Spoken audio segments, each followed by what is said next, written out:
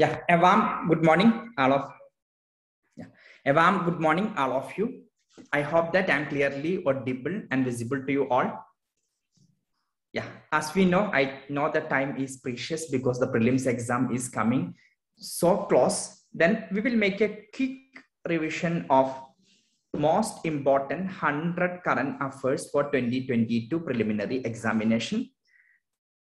In the beginning, Mr. Faisal will give you an overall outline how to use this booklet we are providing now.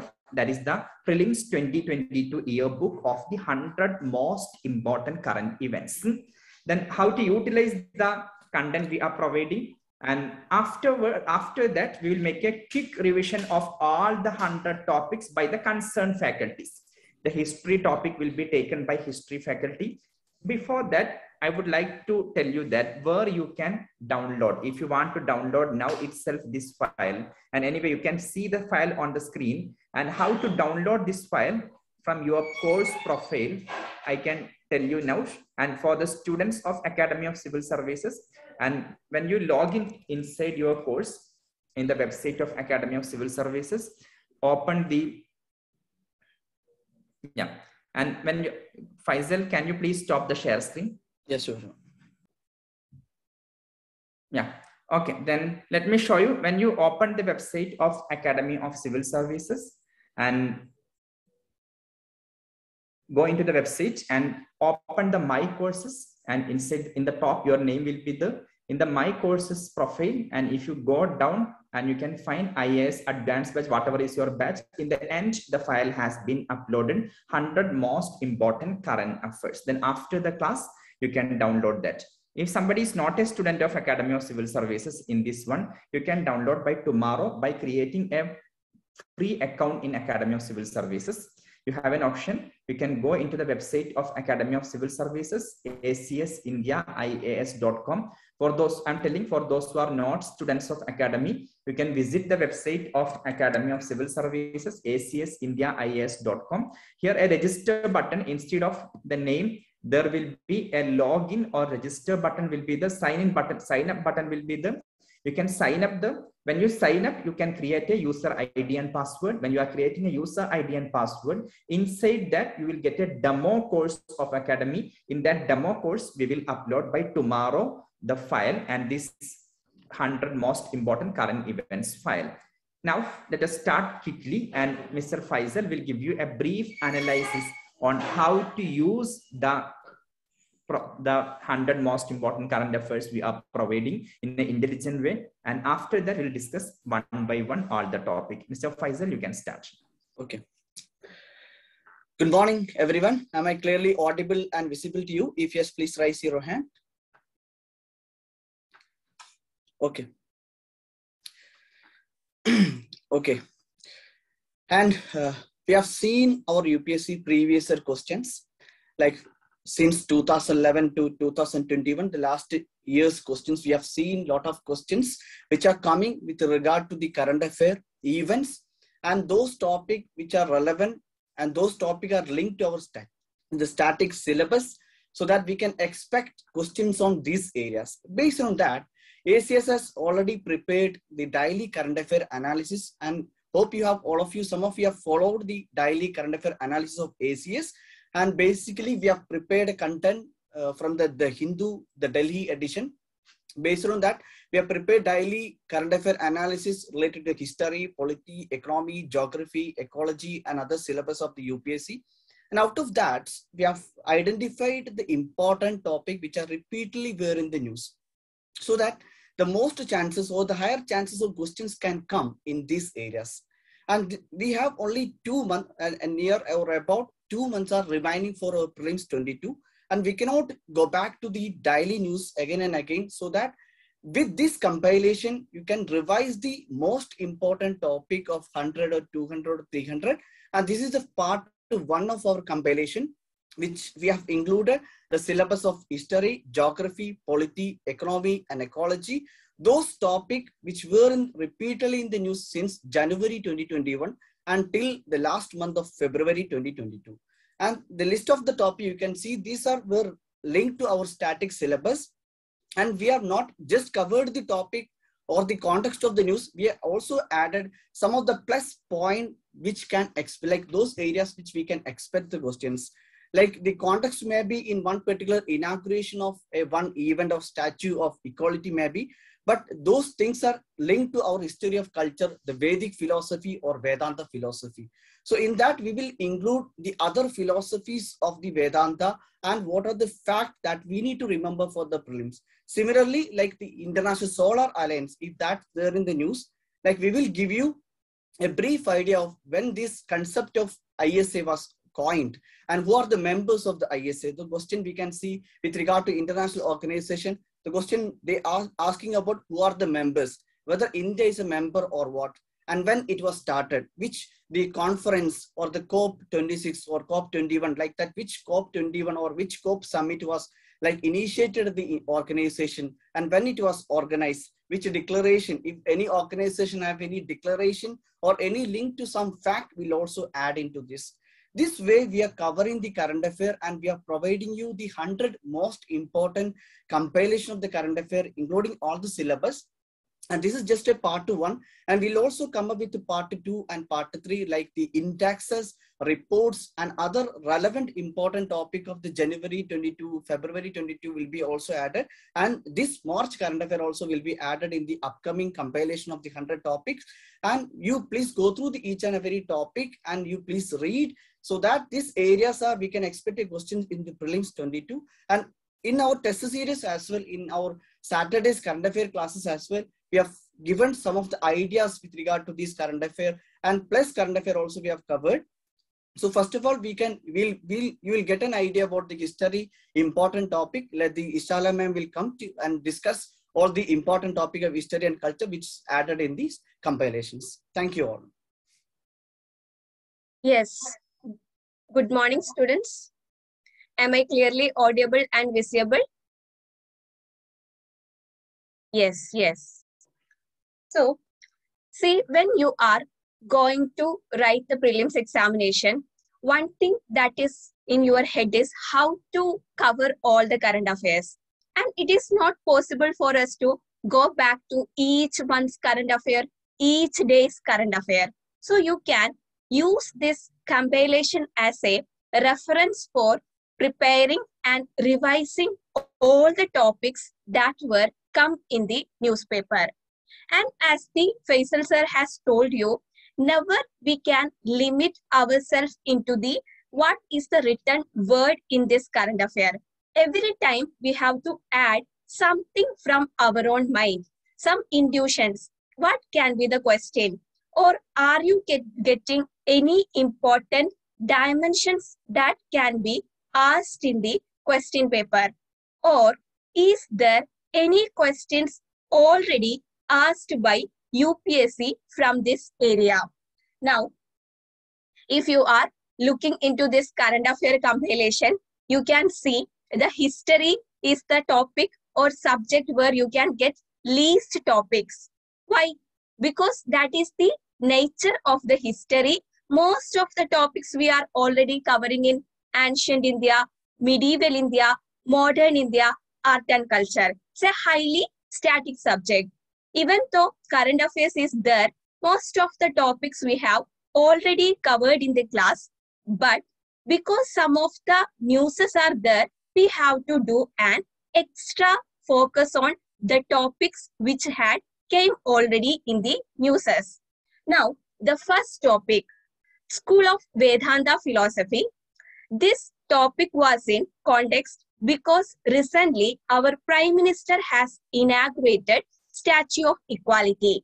And we have already covered it in the class. How many of you remember? In the month of February, the Prime Minister has inaugurated Statue of Equality.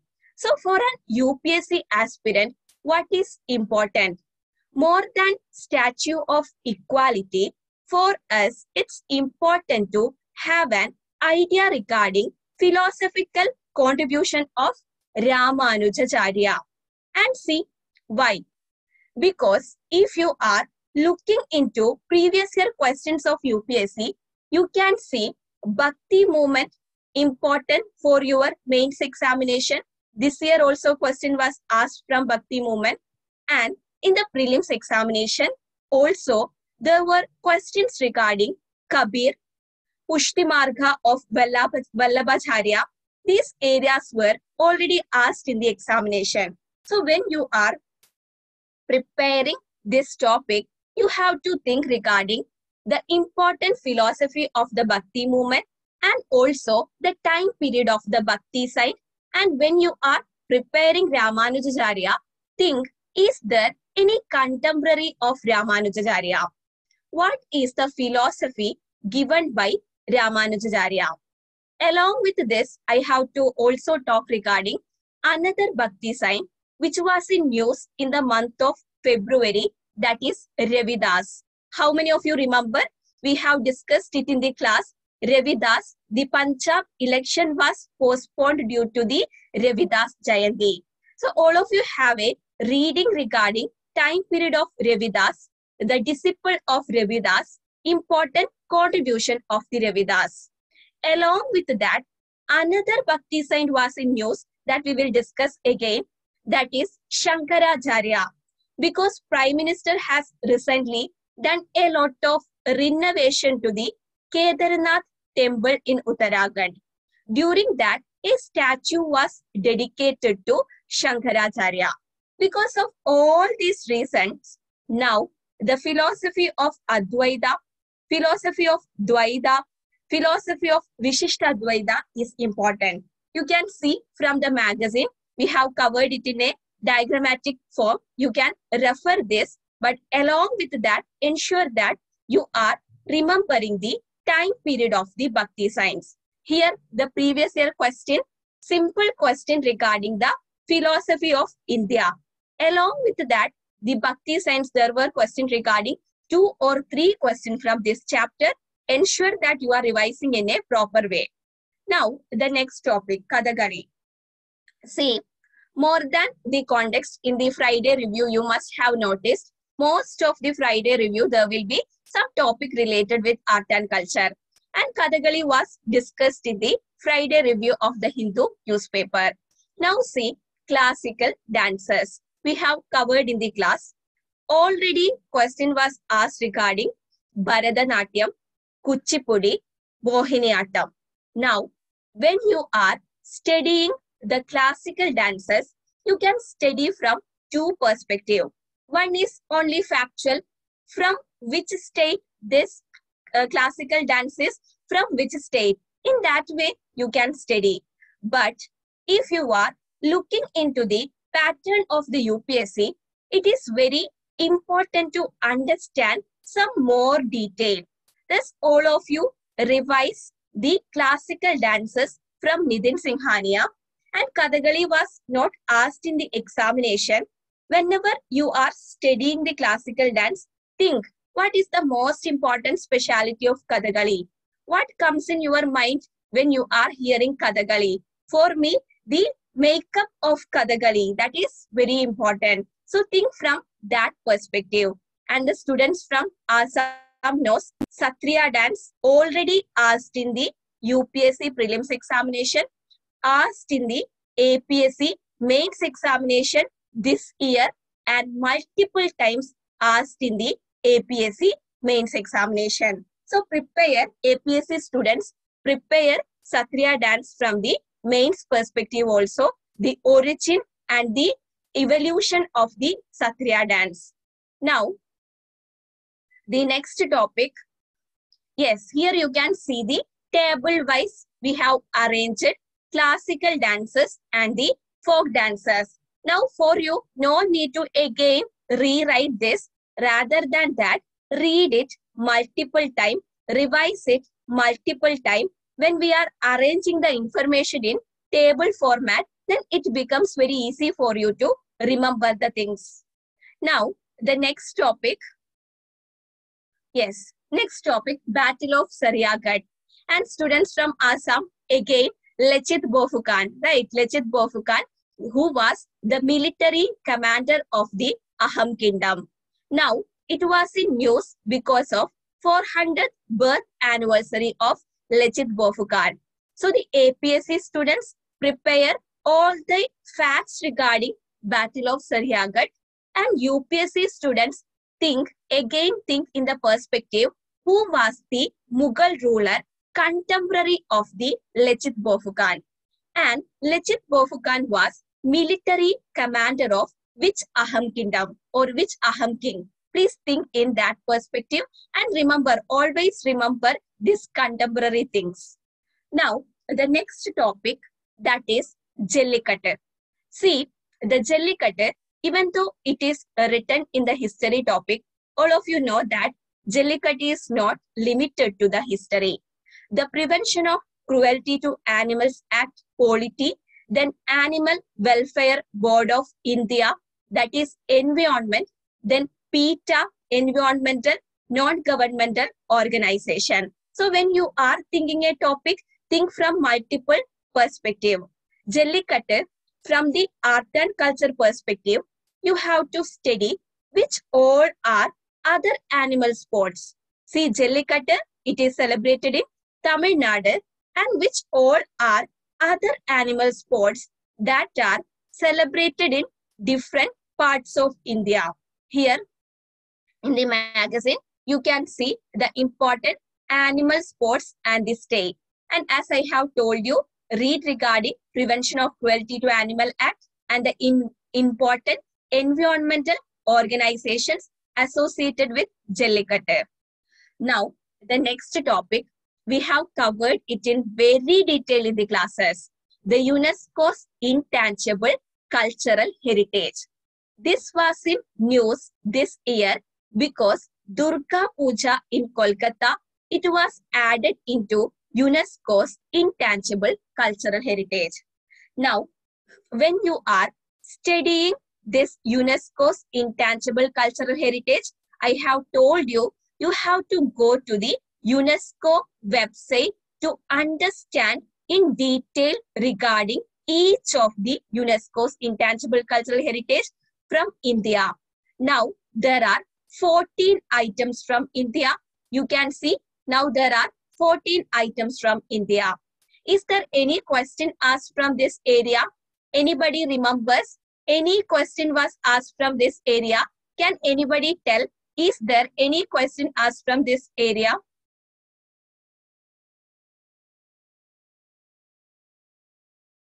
Any question? Yes, there was question regarding Sankirtana. Am I right? There was question regarding Sankirtana from the Manipur. So all of you please have a reading from the site of the UNESCO itself. And another thing, from the perspective of IR,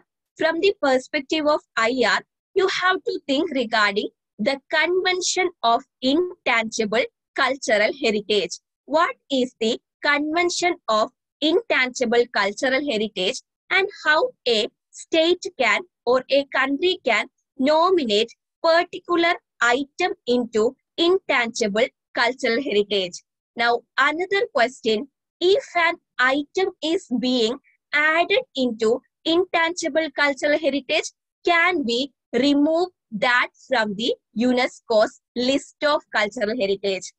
Now, another thing, you must have seen the news, UNESCO's Creative City Network. How many of you have noticed that news? UNESCO's Creative City Network. Recently, Srinagar was added. So have a look over UNESCO's Creative City Network. Along with that, all of you, also, I hope all of you remember, in 2021, there was question regarding UNESCO's Declaration of International Mother Language Day. So whatever initiative is being taken by UNESCO, study it from cultural perspective, also look it from the IR perspective. Now, the next personality, the personalities in the news. There were, in this current affair, we are discussing around 3 personalities in the news. One is Veer Savarkar. And all of you know the political ideology of Veer Savarkar that is now being discussed in different political contexts. For us, what is important? The organizations associated with Veer Savarkar. When you are studying organizations associated with Veer Savarkar, you should have a clarity whether Veer Savarkar is a founder of the organization, whether he was just a member of the organization. And another thing, important works of the Veer Savarkar. All of you know he was the first person who has described revolt of 1857 as the first war of independence. So think in that perspective, the organization, journals, whether he is a member or founder of the organization. Now, the next topic, Goa Liberation War 1961. All of you know it is in 1961. That means this topic mainly comes in your mains examination in the part of post-independence. But what we have to think, since this year it is the Diamond Jubilee or the 16th anniversary of the Goa Liberation War, you have to think from the perspective of prelims examination. All of you know the Portuguese, they were the first Europeans to come to India and the last Europeans to leave India. And Goa was liberated through the Operation Vijay. Now from the prelims perspective, think regarding the Portuguese important settlements, the important factories of Portuguese in India. Then Vasco da Gama, when he came to India, who was ruling North India, who was the important ruler in South India, the contemporary of Vasco da Gama's arrival into India. In 2021, there was a question regarding the factories of British East India Company. Just think from that perspective, this particular topic. Now, the next topic, that is Paika Rebellion. Paika Rebellion 1817, discussed in the class. The context was Odisha government has requested, dear Home Minister, please consider the 1870 war Paika Rebellion as the first war of independence. But we have not accepted it as first war of independence, but we have included it into the NCERT textbook. Now think, who was the important leader of the Paika Rebellion? Who was the Governor General during the Paika Rebellion? What was the consequence of the Paika Rebellion? Because 2 times there was question regarding Munda Rebellion, the leader of the Munda Rebellion or the term related with Munda Rebellion, then consequence of the Santhal Rebellion. So these civil rebellions, tribal rebellions, they are very important. Think from the perspective of the contemporary consequences, important leaders. Now Kedarinath, I have already discussed regarding Adi Shankaracharya. Now, there were many renovation projects that had happened in the side of Kedarinath temple. Now, there is Char Dham Pariyojana project, highway development project is also going on. When you are studying regarding pilgrimage site, if you have noticed, most of the time art and culture, the question will be like, consider the following pairs. The pilgrimage center river, pilgrimage center hill. Thus, here in the magazine itself, we have covered it in a very table format. You can refer the same for studying the important hills related with the pilgrimage center. Char Dham, we have to cover Char Dham, Kedarinath, Yamunotri, Gangotri, Badrinath, important river, important hill, which deity is worshipped in the temple. In that way, you have to think. Now see, one more. We have to go beyond the magazine. That is, Kedarinath is one of the Jyotirlinga. Now you have to focus on which all are the 12 Jyotirlingas of India. Because if you are looking into the options of the UPSC, you can see most of the time the locations of these temples are added into the options. All of you please refer the important Jyotirlingas of India. Now, next topic, Subhash Chandra Bose. His hologram statue was unveiled during the time period of the Republic of India, Now see, 125th this year is the 125th birth anniversary of Subhash Chandra Bose. Now you have to think from the contribution of the Subhash Chandra Bose, as we have discussed the Veer Savarkar. And another perspective, another thinking that you can add is, this year we have unveiled the hologram statue, the granite statue that will be built later. So what is meant by hologram? What is this hologram statue? That we have to think. Never limit yourself to the history perspective. Think from the science and tech perspective. Now, the next topic, that is Bhagat Singh Sukhdev Rajguru. Whenever there is their birth anniversary celebration or death anniversary celebration, then most of the time there will be the request from the people, we should consider them as martyrs. So on that context, it was published, it came in the news on that context. Now, when you are preparing the revolutionary movements or the revolutionary activities in India, the important organizations, the important events that is organized by these revolutionaries. You must have seen one question regarding Gadar movement was asked in the prelims examination. Thus, all of you revise the same from Spectrum, and you can also read the additional points from here, the important persons and the slogans associated with the important personalities. Yes, so we have covered all the topics of the history. As I have told you, even though we have organized the magazine from a single dimension, as an UPSC aspirant, you have to think from multiple dimensions. And the next topic, Indian geography, will be discussed by Asif sir. I am handing over the session to the Asif sir. Thank you. Okay, hello everybody. I hope you all are fine now. If you're well and good, then please raise your hand if I am clearly audible and visible to you, everybody. Yes? Okay, great. Okay, let me share the screen first and then I will discuss the content for today's class. Okay. Yeah. So how is your preparation, everybody? Is it going good? Yes? Please raise your hand if it is going good, because you can see the countdown in the website itself and you can see how close your examination is going to happen, right? So every minute is important, not only minute, every second is important. So please use the time in a better way. Do not waste the time. Avoid this smart device. They have already controlled you for a long period of time, but now it's high time for you to avoid these things. Only when you need to take something from the internet, you can use it. Now use this thing. Do not let the smartphone use you, okay? So please use the time in a better way. Well, for geography, there are very less topics in our 100 most important topics for this time. Again, there will be 100 more topics coming up, which will be again prepared by Mr. Faisal itself.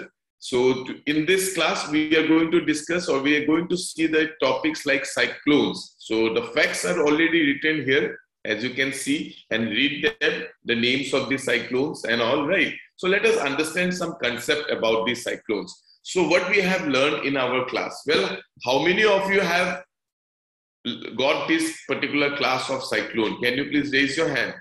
How many of you have got the class of this particular chapter, that is cyclone? Okay, fine. Few might have not got it because there will be some students who have joined lately. So therefore, don't worry, you will get the topics in a detailed way and we will discuss it completely in the class itself. But since we are discussing about the current affairs, so let us understand some basic about these cyclones. The most important part here to remember is that the cyclones are two types of cyclones. Remember that? One, the tropical cyclones, and the other, we call it as the temperate cyclone or extratropical cyclones, right? So extratropical or temperate, that means the cyclones which are forming above the tropics. That is either in the Tropic of Cancer or below the Tropic of Capricorn, right? So the cyclones, like extratropical cyclones, are formed for which reason? They are formed for the frontal movement of the air masses, right? We have discussed this in our class, the warm air mass and the cold air mass. So this warm air and the cold air, when they collide with each other, what happens? They forms a spiral movement, right? And this spiral movement forms into extratropical cyclone. And that we have discussed in our class when we have discussed about the air masses, when we have discussed about different fronts as well. So please revise them from that particular class if you have forgot about the extratropical cyclone. And the second important is the tropical cyclone. That means the cyclones which are forming in the tropical region between Tropic of Cancer and the Tropic of Capricorn. The important thing here to understand is that the cyclones which are called as tropical cyclones are forming only in the tropical region, that is 10 degree north and 10 degrees south. Why? Because the water body which is inside the tropics will have constant low pressure, right? And since they will have constant low pressure, because we can see everywhere from all directions, right? The insolation or the sun rays will be falling in the equator. Here also, the sun rays will be falling. This way also, during summer solstice, the sun rays will be falling in the tropical region or the equator. Therefore, the water body or the water content in the tropical regions will have low pressure. And that's why the cyclones are forming mostly in the tropical regions. So the cyclones which are forming in Indian Ocean, that we call as cyclones. The cyclones which are forming in the South China Sea, that we call as typhoon. Same type of geophysical phenomena when they are forming in the North Atlantic and the North Pacific Ocean, that we call as hurricanes, right? But there is a concept again why the cyclones are not forming in South Atlantic and South Pacific. Why? That is because of the ITCZ movement of the summer solstice or winter solstice. So you will see that the ITCZ, the Intertropical Convergence Zone, do you remember that? Please raise your hand if you remember the ITCZ, right? Great. So the ITCZ, please see the PPT of, you can check the PPT of oceanography. There was a PPT and there you will see the graph of the ITCZ. So you will see the ITCZ during the month of July or June, it will be above the equator, obviously, and the way it is moving, in which countries and which water body they are touching. So you will see the ITCZ is touching or passing through the North Atlantic and the North Pacific Ocean. Same way, the ITCZ during the winter solstice, that is during the month of December, January, November, you will see the ITCZ, they are also moving towards the equator, towards the Pacific Ocean or towards the North Pacific Ocean and then towards the North Atlantic Ocean. And that is the reason why the cyclones or the hurricanes are not forming in the South Atlantic Ocean and South Pacific Ocean. That is because of the ITCZ. The best way is you please take out the PPT of the oceanography, which I have shared with you earlier, and then you will see the direction of the ITCZ, both in the month of June, July, and in the month of December and January. And you will see that they are not touching the South Atlantic and the South Pacific. And therefore, the cyclones are not forming. The tropical cyclones are not forming in those water bodies of the Atlantic and the Pacific Ocean. And otherwise, in the Indian Ocean, anyway, the ITCZ, both in the November-December month and the June-July month, the ITCZ will be going towards the Indian subcontinent or towards the Indian Ocean. Therefore, most of the cyclones are forming in the Indian Ocean as well. Plus the eastern coast and the western coast. So that we have seen that the cyclones are mostly forming in the Bay of Bengal. Now it is in the news, as you can see in this current affairs, the most recent cyclone which was supposed to happen, but till now I think the cyclone didn't happen. The deep depression didn't came up. So that's why the cyclone was there in the news, that a cyclone is approaching, but it didn't affect the eastern coastal part of India. And that cyclone name was, what is the name? Can you type in the Q&A? What is the name of the cyclone? This is the cyclone, Cyclone Asani, right? So this was the most current cyclone which was declared in the news, but it didn't affect the eastern coastal part of India, thanks to obviously the deep depression. Actually, the deep depression didn't happen. Anyway, so after cyclone, we have the La Nina and the El Nino. Well, this is a very conceptual class. So obviously, I cannot give you the explanation completely in this class because it will be again taking 1 hour of this particular topic. But anyway, if I can, then I can simply give you a revise of the same topic. What happens in El Nino? Now imagine this is the Pacific Ocean. Imagine now this is the North America, right? This is North America, and here we have South America. Okay, there is some problem. Okay.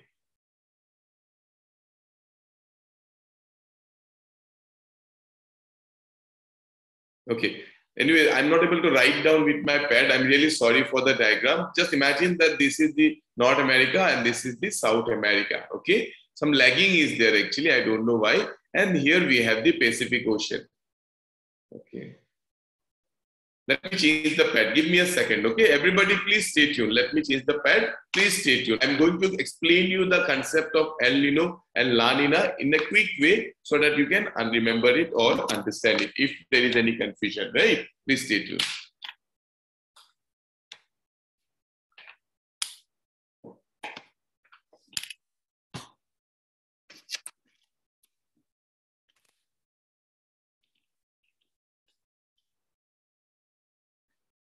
Okay, so you are there. Thank you. So let me give you a quick explanation of the La Nina and El Nino so that anybody, if there is any confusion regarding these topics, then we can get a revision of the same. So see here, we have discussed about the El Nino, La Nina in a way like this. Say this is North America and say this is South America, right? And here we have the Pacific Ocean, right? So this is the east of the Pacific Ocean, right? And here we have the west of the Pacific Ocean. Okay, there is some problem. Anyway, let me discuss it this way. So we have discussed about El Nino, La Nina. Let us understand once again, revise it once again.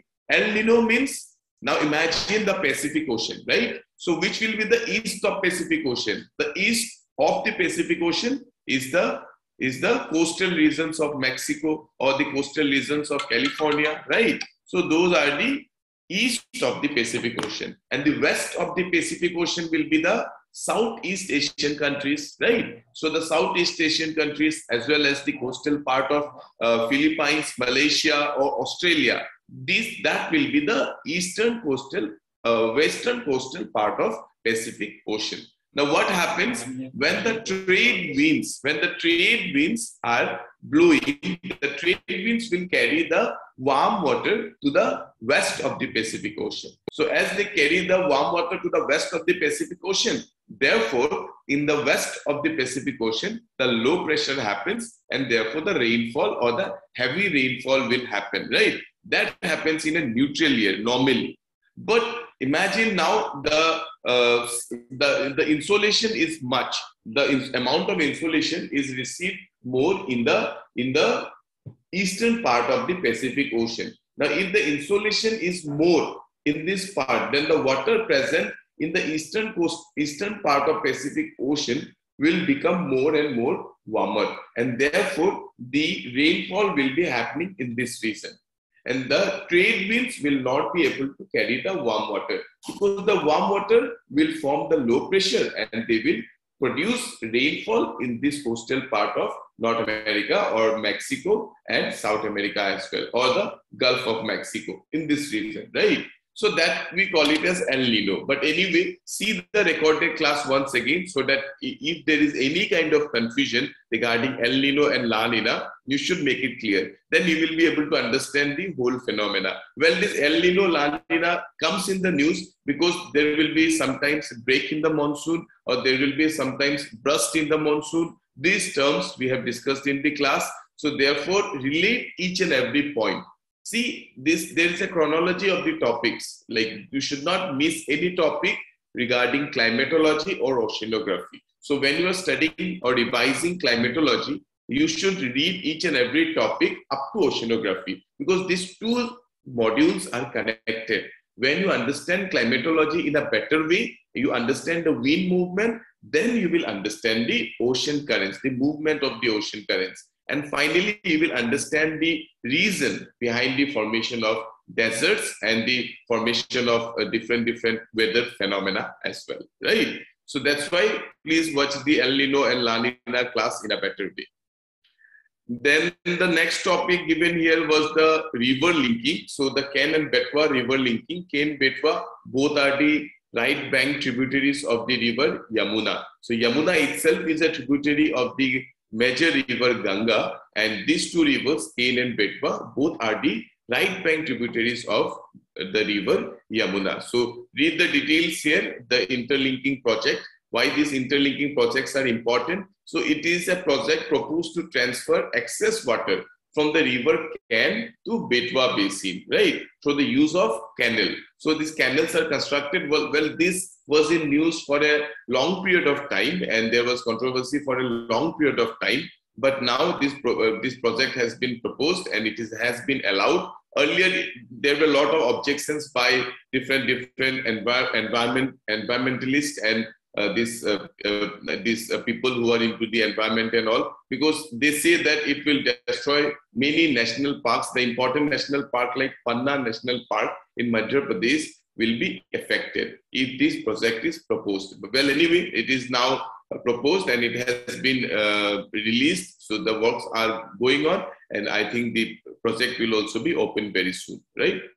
Same way, the Krsna River water dispute. So the Krsna River here, this content is there. You read them, and those of you who have not got the river system in my class, don't worry, stay tuned with me, and we will read the river system in detail. Well, the important here is the James Webb Space Telescope. So it was all over the news all the time. The details, it's already there. A lot of content and topics are already there. But the important here, what I want to make you understand is the Lagrange points. Well, this device is not working, so that's why I'm not able to explain you in a better way. But anyway, the Lagrange point means a point which is taken near the Earth. Now, for example, if this is the sun, right? If this is the sun and the Earth is also orbiting in its own orbit, right? So near the Earth, now, if you place the satellite, so what will happen? Sometimes the movement of the satellite might be slower than the revolution of the Earth. So if the Earth and the satellite revolves in the same way, then the Earth might be revolving faster and the satellite might be revolving slower. That way we might lose the connection with the satellite or with the James Webb telescope, right? So so that we do not lose the connection or the link with the James Webb telescope, this particular telescope will be placed, or it is placed in a point which we call as Lagrange point. So when this telescope is placed in the Lagrange point, then it will be rotating or it will be revolving along with the Earth. So exactly the point is somewhere like, say, this is the Earth and this will be a Lagrange point. So the telescope, so this is the telescope. So the telescope will be actually revolving around this point. So the James Webb telescope will be revolving around the Lagrange point, and this way the point will be also moving around the Earth. This way we will not lose the connection of the James Webb telescope, and this kind of point we call as Lagrange point. So now at present the James Webb telescope is in the Lagrange point 2, and there is Lagrange point 1. I don't know why this is not writing. There's some technical fault. So the Lagrange point 1 will be between the sun and the Earth, right? Remember that. Lagrange point 1 will be between sun and the Earth. Lagrange point 2 will be beside the Earth. So it will be like around 1.5 million kilometers away from the Earth. So it is 3 times away from the distance of the moon. So the moon, which is close to the Earth, this particular satellite will be placed around 1.5 million kilometers from the Earth as well. Okay. So anyway, the importance of this satellite is to understand the first galaxies. Like if we can take an image of the galaxies which are more far away from our planet, from our solar system, then we might be able to understand the formation or the origin of the universe in a better way. Anyway, 13.7 billion years ago, the Big Bang theory was there, and from that we have understood the origin of we have assumed the origin of the universe. But With this particular telescope, it is also predicted that we can get a large image, or we can get a image of which we can understand the origin in a better way, so that the development of the planetesimals, or the development of the stars can also be understood. Well, here in this point, sometimes I feel this Lagrange point is important.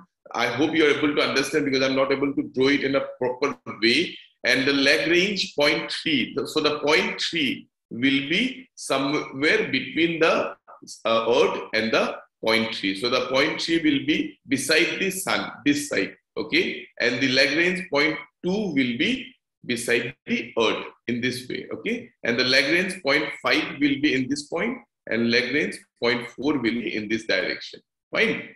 Okay, so these are the few topics that we need to understand about this 4 or 5 current affairs that are there in the geography. Now, Dr. Sajid, he will carry forward with his polity and economy. So please stay tuned with it, okay? Thank you.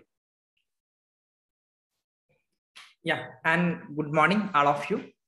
Am I clearly audible and visible to you all? Yes, okay, please raise the hands if I'm clear. I will quickly make the Indian polity, because majority of the topics we have covered in the class itself in detail. Whatever current events from the Indian polity are the Constituent Assembly of India and making of Indian Constitution, and regarding Constituent Assembly we have covered in detail. And one thing, Constituent Assembly and history of making of Indian Constitution is a current affairs every year, because of 26 November 1949 was the day of adoption of Indian Constitution. That day, every year we are celebrating as the Constitution Day of India. Hence, Constituent Assembly is every year current affairs. Please revise from the chapter. Next one, State Legislative Council. Hope you remember, we have discussed in the class regarding the State Legislative Council. 6 states in India have the State Legislative Councils. Karnataka, and Karnataka has the State Legislative Council. And again, Bihar has the State Legislative Council. Maharashtra, Uttar Pradesh, Andhra Pradesh, and Telangana. These are the states having State Legislative Council in India. Recently, election of the 2 state legislative councils were held, Maharashtra and Uttar Pradesh. Uttar Pradesh election, I think nomination has been given. The elections are going on at present. Then how the election, proportional representation by means of single transferable vote is there. Who are the voters? We have studied in detail. 1 by 12 members are elected by whom? 1 by 6 members. And that detailed election process, at least you have to understand in the context of State Legislative Council election. I'm not taking in detail because I have covered in the class in detail regarding the composition, regarding election of the State Legislative Council. You refer that area. And again, this given more detail here. You can refer this current affairs material as well. Next topic, hate speech. And in 2021, you might have heard of it was a hot debate because of Haridwar hate speech. In this context, we have to understand 2 things.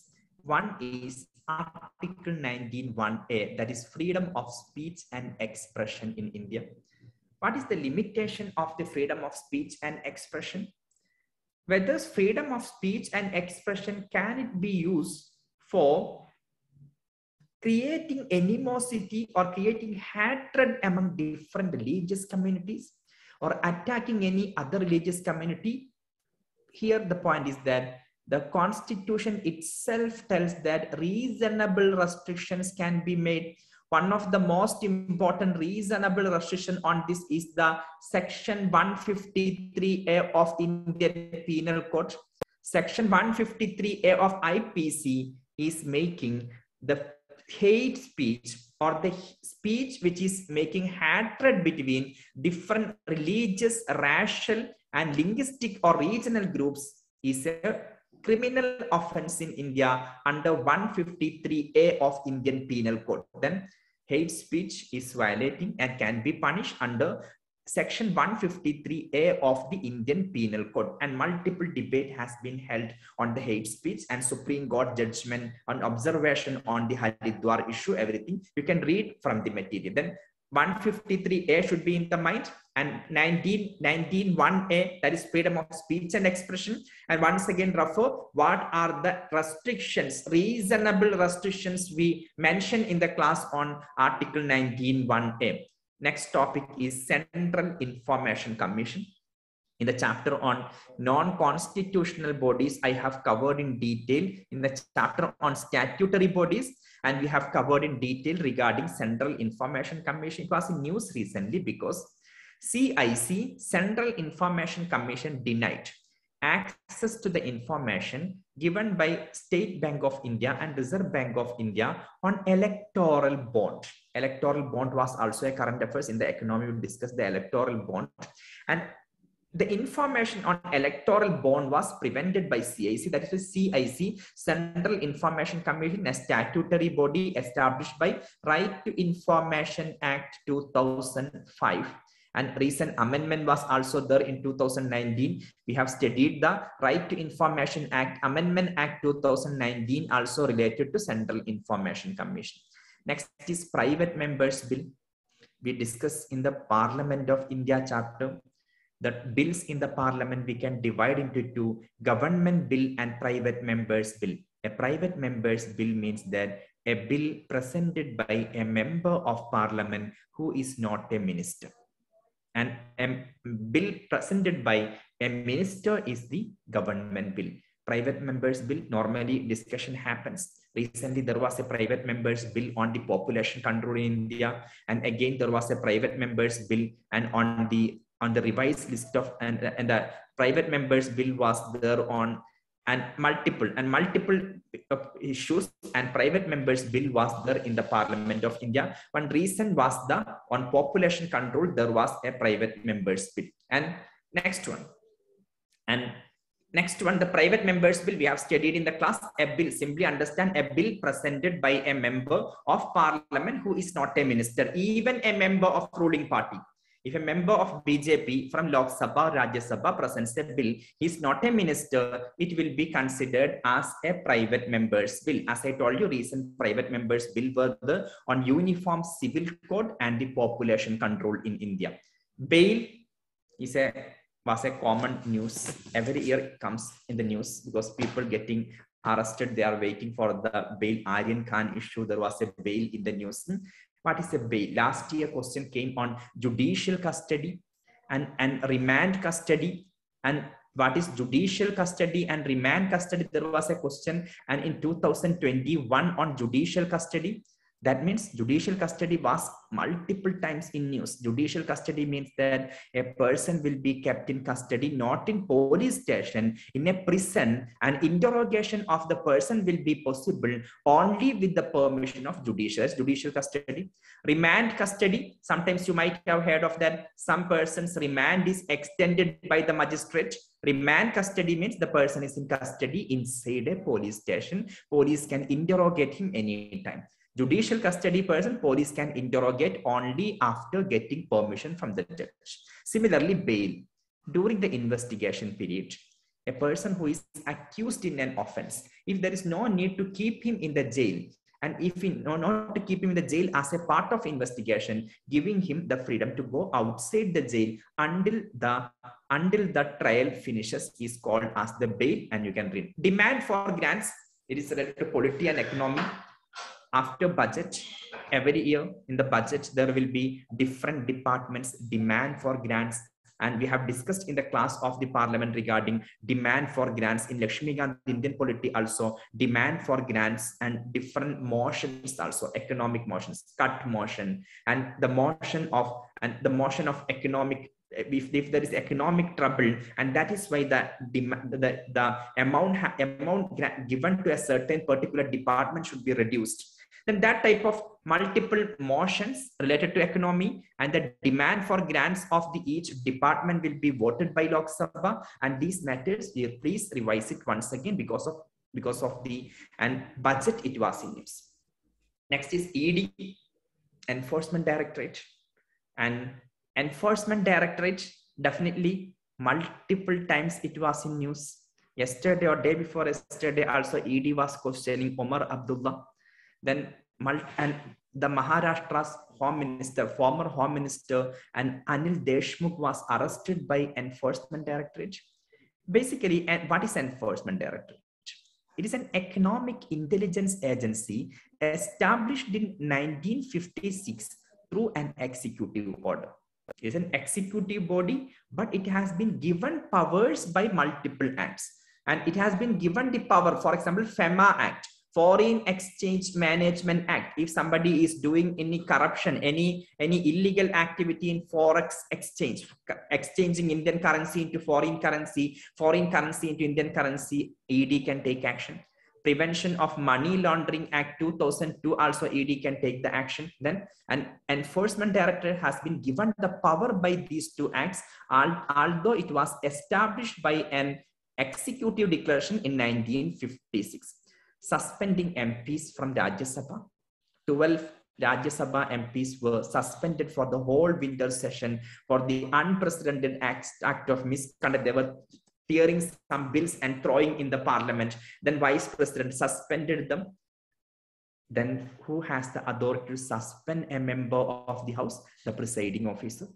Second thing, whether a suspended member can move to the court of law? No appeal can be there, and only convincing the presiding officer is a solution. And then no appeal against the speaker or chairman's decision can be made by any court of law. That is why they could not get any solution and from the court of law. And under which rule of the rule 256 of the Rajya Sabha permits the chairperson of Rajya Sabha to suspend the member for misconduct. Next one, Article 19(1)(d) and Article 19(5) of the Polity and Fundamental Rights. 19(1)(d) means 19(1)(a) is freedom of speech and expression. Freedom to assemble peacefully is B, and C is that freedom to form association. D means freedom to move anywhere in India. That was in debate. Meghalaya recently passed, Meghalaya State Legislative Assembly in 2016 passed an act, Meghalaya Residents Safety and Security Act 2016. Recently, Meghalaya High Court, the High Court of Meghalaya has issued an order to the government. Under this act, the freedom of movement of any Indian citizen should not be restricted in the state. Then Article 19(d) should not be exited, should not be violated because of the Meghalaya Residents Safety and Security Act 2016. That should not be an instrument to restrict Article 19(1)(d). That is the freedom of movement of an Indian citizen anywhere in India should not be violated. What is Article 19(5)?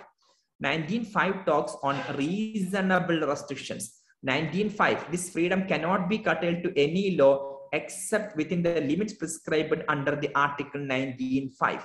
What is Article 19(5) tells that reasonable restriction on the freedom of movement can be restricted on two grounds: in the interest of general public and for protection of the interest of the scheduled tribes. Next is question and hour and 0 hour. We have discussed in the class of the Parliament of India in detail. Question hour, first hour of the Parliament, 0 hour, second hour, any matter can be raised. Question hour, question can be done. We have studied the stayed question, unstayed question, all these types of questions we have discussed. Short notice question, what is the color of the printing, and what is 0 hour is an Indian innovation in the parliamentary system. Again, sessions of Parliament we have discussed in detail, and as per Constitution, no session is mentioned in the Constitution. Constitution tells every 6 months one session should be there. The maximum recess should be 6 months. Conventionally, we are following 3 sessions: budget session, winter session, and monsoon session. These 3 sessions conventionally we follow, but Constitution has never asked 3 sessions should be there. If a statement comes in the examination, constitutionally 3 sessions of the Parliament are mandatory, it is wrong. Conventionally in India, we are following 3 sessions of the Parliament. And budget session, monsoon session, and winter session, everything has been explained here. Joint session of Parliament under Article 108 of Indian Constitution, the joint sitting of the Parliament when it is permitted, all these matters are the next one. Whether getting award is a legal right or not. Delhi High Court, one CRPF Jawan, he recently challenged in Delhi High Court that he was not given the gallantry medal, and by the government of India, he has made an encounter with Maoist. Even after doing a successful encounter with the Maoists, and the person was not awarded the gallantry medal. Then the Delhi High Court has given a judgment in that particular case. Getting an award is not a legal right. There is no legal right in India. Award is a discretion of government. Government will decide whom to be given, and there is no legal right to get the award. Then if a statement comes in the examination in this context, and getting an award for a military soldier or a police officer doing exemplary courage activities is a legal right in India, statement is wrong, because it has been clarified by the Delhi High Court. It is not a legal right. Then anyway, in this context, you can discuss on the Padma Awards, and the fundamental right under Article 19 has to be referred, and prohibition of the titles, and whether Bharat Ratna, last year a question came on Bharat Ratna, and in a year how many maximum Bharat Ratnas are given? 3 Bharat Ratnas only. Last year there was a question statement, maximum 5 Bharat Ratnas can be given in a year. Then no, 3 Bharat Ratnas are given. Padma Bhushan, Padma Vibhushan, and Padma Shri, all awards together can be maximum 120 for the living people. Posthumous can be above 120. Yes. Appointment of the vice chancellors of the university. Recently, there was a controversy. For a state university, governor is the chancellor. West Bengal governor and was complaining that for 24 universities, vice chancellors were appointed by the government of West Bengal without his knowledge. He even did not know, and he is the chancellor. Here there is a question. There is no clarity in the constitution or in any law in India. Appointment of the vice chancellors normally can be done by the governor, but is it a discretionary power of the governor or a non-discretionary power of the governor? We don't have any clarity on that matter. Then normally we have to see that state universities, governor is the chancellor, vice chancellors have to be appointed by him. Next one, as I told you earlier, electoral bond. It was introduced in 2017 union budget, 17-18 union budget, as a new instrument to give the funding for the political parties in India. They can officially raise the fund through the bond, and through the bond from the corporates or any person who is interested to donate money into a political party can contribute the money by purchasing this bond. Then this is a new system. And one thing you have to take care, only State Bank of India is the only bank, authorized bank, to sell the electoral bonds so far. As per RBI notice, RBI tells that notified banks of RBI can sell the electoral bonds. At present, only SBI, State Bank of India, is the notified bank by RBI for dealing with the electoral bonds. You can read and understand it a little bit, because we have studied in the economy what is a bond. Electoral bond means a bond for supporting political parties. Then you can read what other terms and conditions of the electoral bonds are there. You can read that. Delimitation Commission. I told you when I took the class also, I added the Delimitation Commission in detail in the electoral system class this year. And I told you that because there was a debate on delimitation of Jammu and Kashmir. Delimitation means redrawing the boundary of the constituencies in a state. Then Delimitation Commission, one retired judge will be the Chief Election Commission of India, will be the Chief Electoral Officer of the state, will be the whatever order given by Delimitation Commission is final, cannot be challenged in any court of law. The Delimitation Commission's report will be presented in front of Parliament, but Parliament cannot change it. The final, whatever they have given, it is final, can never be questioned in any court of law. Law Commission of India. And the 22nd Law Commission. Law Commission means that it is suggesting government what legal reforms have to be, what legislative reforms have to be done by the government to make the law system, legal system in India or legislative system in India coping up with the modern demands. Then Law Commission, it is a conventionally we used to constitute Law Commission every 3 years. The government has informed the Supreme Court of India the 22nd Law Commission is about to be created. Very soon it will be created. Then we can discuss regarding the history of the Law Commission. First Law Commission was set up in 1955. After that, so far, including the first one, 21 Law Commissions have given report. Normally it is constituted, no legal condition that every 3 years should be there, and normally it is constituted for a period of 3 years. Then 22nd Law Commission, how will be the composition, everything is discussed in the content given to you. You can read that. Again, 73rd Amendment Act of Indian Constitution. 73rd Amendment Act of Indian Constitution 1992, there was a discussion on OBC reservation in Maharashtra. Maharashtra wanted to give an OBC reservation. We have discussed that under Article 243D of Indian Constitution. It is a discretionary power of the state. A state legislature, if it wants, can give reservation for other backward classes. SC, ST and women reservation is mandatory provision of the 73rd Amendment Act. OBC reservation under Article 243D is a voluntary provision. If a state legislature wants, that state legislature can introduce. Then power of OBC reservation in a panchayat is the power of a state legislature. State legislature can give the power, give the OBC reservation in the state if it wants. And the last topic of the polity, Registrar General of India. Census of 2021 is pending now because of COVID-19. Last census of India was released in 2011. Registrar General of India is responsible for conducting census. Recently, there was a declaration by Registrar General. The maternal mortality rate, the mother dying during the delivery or pregnancy, has declined by 10 points in India. 10 points means out of 1,000, how many mothers die that we are studying. If earlier 40 mothers used to die, and now it reduced into 30. 10 points decrease has happened in the maternal mortality. Then we have to study as Registrar General of India made this declaration. Regarding the office of Registrar General, it was established in 1961 and by Government of India under the Home Affairs Ministry, and then it is an executive body. And what is maternal mortality rate also you have to refer.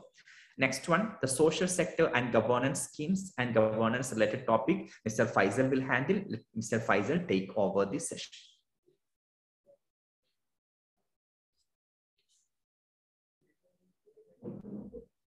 Mr. Faisal, yeah.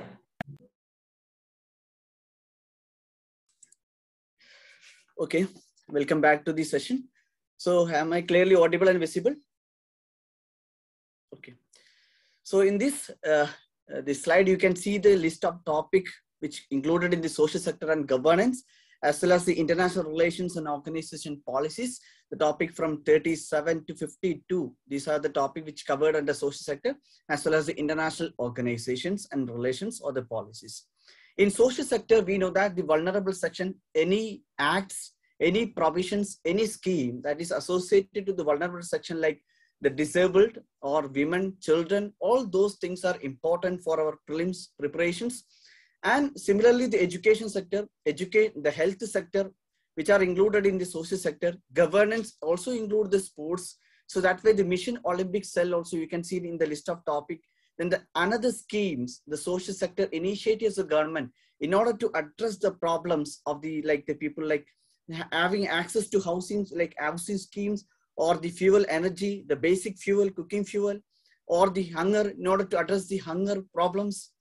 These things government has launched different initiative. If that scheme were mentioned frequently in the news, will be an important topic for our prelims. So the first topic in the social sector, you can see that right of person with disability acts. This is part of our vulnerable section, the syllabus, And recently the case was held in Supreme Court, and Supreme Court was discussing a case when the disciplinary action was against, some of the disciplinary action was taken against this the mentally disabled person, and Supreme Court observed that even that disciplinary action toward this disabled person will be an indirect discriminations.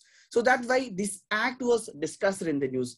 And other context also, the right of person with a disability act was discussed. And the Person with Disability Act was introduced in 1995. And later, through the amendment, we have changed this law. And in 2016, we have reformed the law and came up with a called, the act was the Right of Person with a Disability Act. And India also signed a UN convention in order to protect the rights of person with disability in 2007. And if you compare 2007 to 2022, again this year, this is the anniversary of this UN convention which India has ratified and signed to protect the right of person with a disability acts. In that context, we have to study about this act of Right to Person with a Disability Act. It has expanded the definition. It also expanded the inclusion of the differently abled person in this act. So all the content were added in this compilation. You can read it. And followed by another topic was the Scheduled Caste, Scheduled Tribe Prevention of Atrocities Act. And there are a lot of news were related to atrocities and the exploitation which is faced by these vulnerable sections. So that's why the act, which is specifically for the Scheduled Caste and Scheduled Tribe, as part of vulnerable section, you have to refer the act, when this act came, what are the provisions included in this SC/ST Prevention of Atrocities Act. This were in the news in the context of the neglection of education access, resource, the fellowship to the students in the central universities of India as well. And then another topic was National Medical Commissions, which is part of our health sector. This National Medical Commission is the latest or recent commission which was reformed or replaced earlier Medical Council of India. Now the National Medical Commission is dealing with the establishment of medical institutional educations, then also the professional in the medical field. And this was in the news in the context of Russia-Ukraine conflict. We have heard about the Operation Ganga, which was India's evacuation mission. Through this mission, we have rescued Indian students, especially the medical students who are trained in Ukraine. We rescued them. And then later debate was in order to include or in order to admit these students who came from Ukraine to Indian medical institutions. They went to these foreign medical institutions for they are not affordable. The courses which are available in India, which is not affordable for those students, and they couldn't clear even the NEET examination. So they went for foreign education, foreign institution of medical institutions. So once these situations like the crisis happened, they came back to India. This has blocked their educational access to these medical institutions. So now there was a discussion, can the National Medical Commission make a policy to admit these students who came from Ukraine? That's why we have to study about National Medical Commission, the body, who are the members or the procedure, the provisions related to this commission. Then with regard to education sector, two ranking framework or the two ranking surveys were in the news. Like one is other ranking of the higher education institutions. Then another one is National Institution of Ranking Framework. These are the ranking of higher education institutions to analyze the quality and improvement of Indians' higher education institutions. So here we can expect who is releasing this report, what are the criteria or parameter were included, which are the institutions are covered, whether it is government, whether it is private institutions, like those factors we have to study in prelims. We can expect either ABC type question like who among the following released the National Institution Ranking Framework, or the fact with regard to the parameters included in the framework or the institutions included in the framework.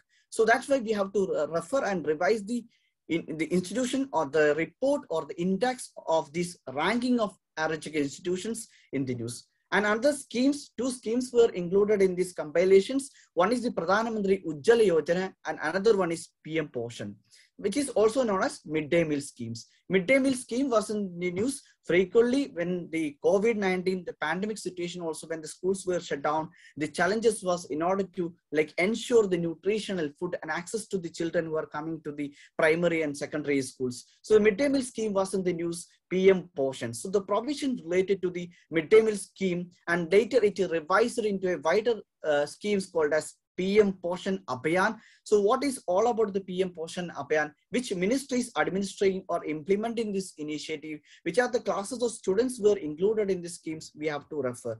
Then Pradhan Mantri Ujjwala Yojana, mainly providing LPG cooking gas fuel to the poor people or the vulnerable sections of the people in order to access to this energy, especially in the making of the food. It can reduce the cases of the health diseases affecting the pollutions like inside. If they cook in this kind, it will have a lot of effect on their like the health effect. And for that also government is concerned about that this problem. Later government launched an initiative called as Pradhan Mantri Ujjwala Yojana. So there were news with regard to the expansion of the schemes, of the beneficiaries of the schemes. That's why this was added as your current affair, an important topic in the list. And finally, you can see the Mission Olympics cell as part of our social sector. We have seen the governance, sports governance, and the major target we have in to perform well in the Olympics events. We have a target podium schemes of India, as well as we have a cell in order to enhance the ability and training of these athletes who are participating in the Olympics.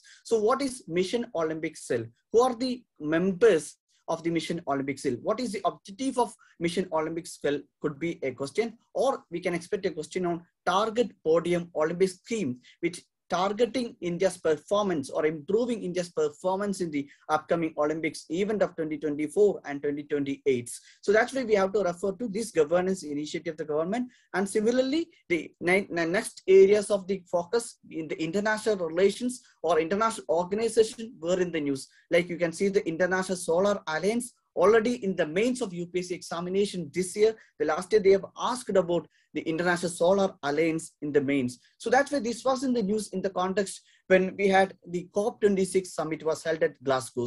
Along with that, there was a discussion of achieving the target of the solar energy and energy targets or reduction of the climatic challenges and other the problems. So the International Solar Alliance is an initiative of India and France. This concept was like evolved in the COP21 summit, and it was a concept initiated by the India and France. Now, there were a lot of members who joined with this alliance. Then we have to study who are the members of this International Solar Alliance and where this headquarter is located. This headquarter of the International Solar Alliance is located in India, in Gurgaon. So study about International Solar Alliance. This is also linked to your climate change or ecology syllabus. Then North Atlantic Treaty Organization, NATO, European Union, both of these were in the news in the context of Russia-Ukraine conflict. Already we have covered this Russia-Ukraine conflict in a wider perspectives in our online classes. You can also revise those content we have discussed in these classes. So NATO was in the news in the context of Russia-Ukraine. When this NATO was formed, who are the members of the NATO? Whether the Ukraine is a member or not, Ukraine is currently not a member of NATO.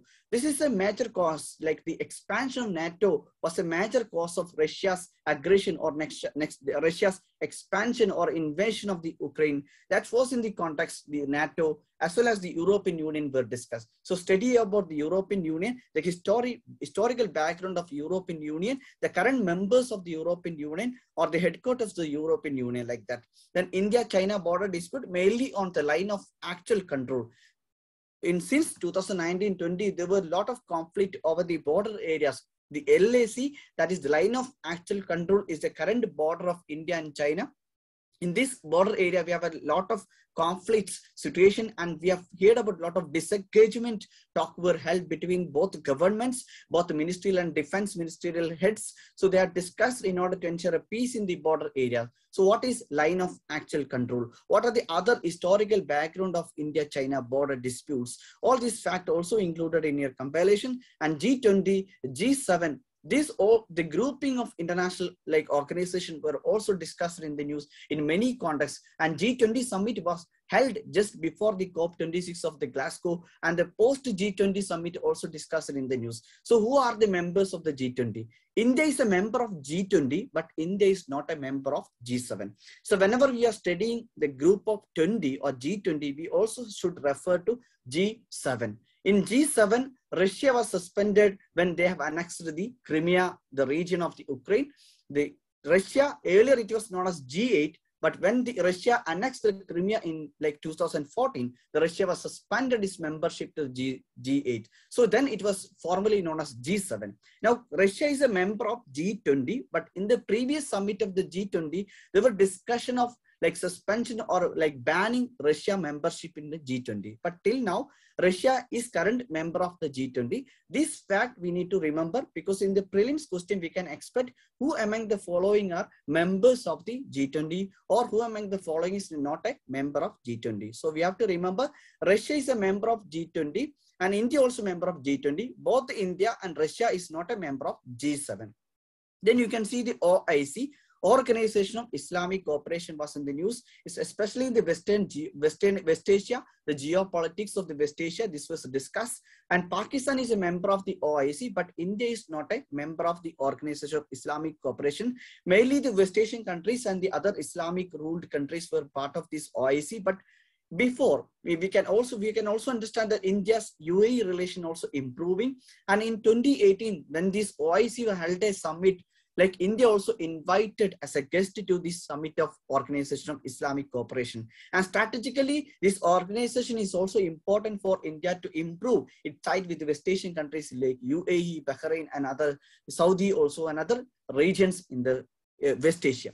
And you can also see another important topic, that is Sagar Initiative or Sagar Mission. This was in the news in the context of India's food assistance, India's medical assistance during the pandemic stage, during the disaster times. This as part of India's like the foreign policies, neighborhood first policy. We all heard about that, India's making good relation with our neighbors. Then there is another plus policy, that is Neighborhood First Policy 2.0.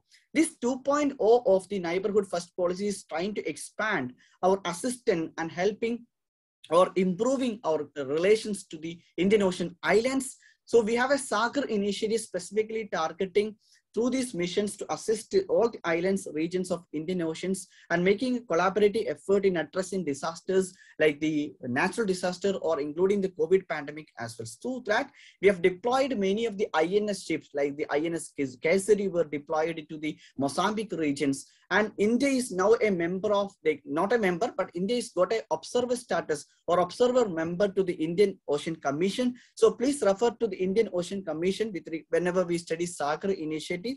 We have to study when this Sagar Initiative was conceptualized. It was conceptualized in 2015 and followed fact about Sagar initiatives given in this content. Then BIMSTEC, recently the summit of the BIMSTEC was hosted by Sri Lanka, and BIMSTEC is a strategic and significant regional organization of India. We know that the SAARC, since 2014, no SAARC summit was held. And we also because there is a difference of opinion between India and Pakistan, there is no session were held after 2014. So the SAARC significant also going down. And other organization, we know the ASEAN, other organization were in the Asia and Pacific. And BIMSTEC is one of the area which India can make good ties with the neighborhood regions, as well as the prior neighborhood members, as well as the ASEAN member of Myanmar and Thailand. They are also the member of the BIMSTECs. So India also proposed to have a free trade agreement between the BIMSTEC members recently, which was proposed by the Prime Minister. So we have to study when this BIMSTEC was found. It was found in 1997. So if we calculate the foundation day of the BIMSTEC or foundation year of the BIMSTEC, it is the 25th anniversary of the BIMSTEC foundation. That means anniversaries are important for our prelims. If any organization has an anniversary in this year, we can expect a question. And BIMSTEC strategically important, which is an anniversary. The recent summit was held, which is hosted by the Sri Lanka as well. Already they are facing an economic crisis now. So that's why BIMSTEC is another important topic that we have to study. So these are the list of topics we have included in the first part of the 100 important topic compilation. And a lot of other organizations were also in the news with regard to the Russia-Ukraine conflict and Sri Lanka. All those organizations will also be covered in the upcoming compilation. And please follow the classes. And now I will handle the session to the Sajisa to take over the Indian economic current affairs. Thank you all.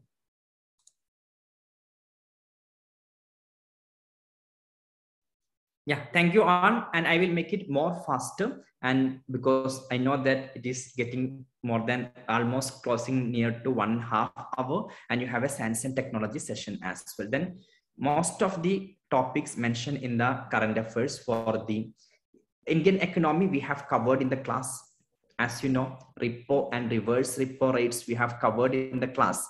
One thing I should ask you to take care, there was a term repo. We studied in the class.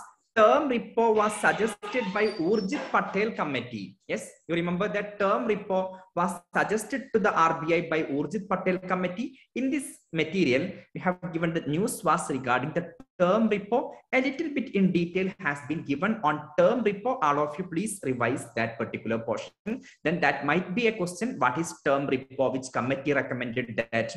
And what is the difference between term repo and normal repo and reverse repo? Next one, retail inflation. We have studied in detail regarding the inflation. Presently, India is going through a stage of inflation. Fuel inflation is the reason.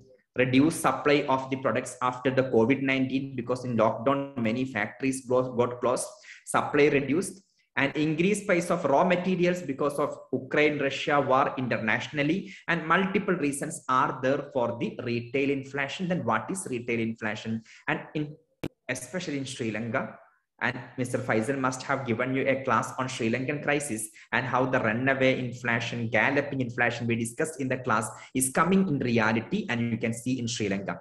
Excise duty, hope you remember that on Diwali, central government has given a reward for the people, a Diwali gift, 7 rupees excise duty reduction in the petrol prices. Yes, now that 7 rupees has been anyway compensated and by increasing of the petrol prices. Then what is excise duty? Central excise duty and state excise duty. Excise duty means the tax on manufacturing a product. It has been removed from almost all the products except few, petrol and alcoholic products, and except petrol and alcoholic products, it has been removed through the GST, but still it is there on petrol and the alcoholic products.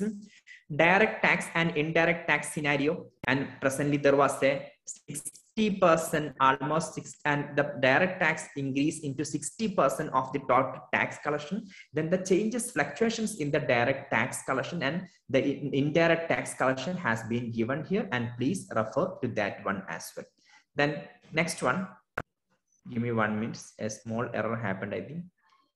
Yeah, and next one, prompt corrective action framework.